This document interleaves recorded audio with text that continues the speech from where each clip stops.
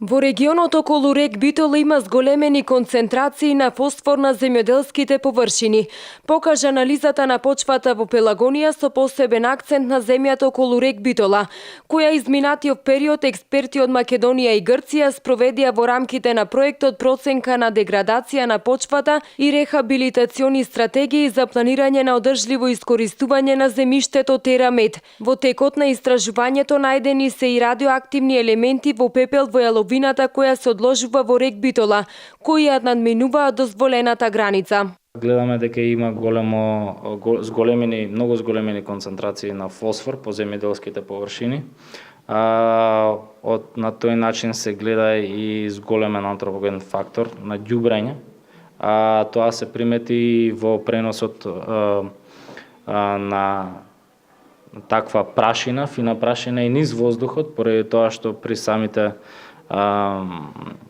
фази на орање на земјиштето со ветрови се разнесува и во блиските градови и истите тие концентрации, слични концентрации се најдени и во околината на Битола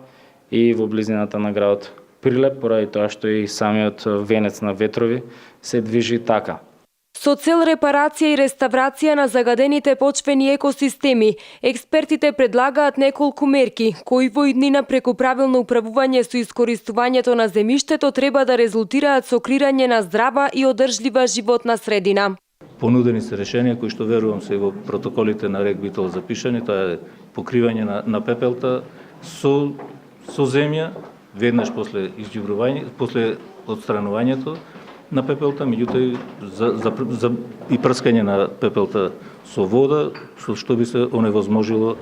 ширење на пепелта понатаму и додавање нови адитиви, исто така кој што кажа како трето решение. Проектот проценка на деградација на почвата и рехабилитациони стратегии за планирање на одржливо искористување на земјиштето Терамет почна да се спроведува минатата есен и истиот го реализираше Биотехничкиот факултет од Битола, заедно со Универзитетот Аристотел од Солун во рамки на ИПА програмата за прекугранична соработка меѓу Република Македонија и Република Грција.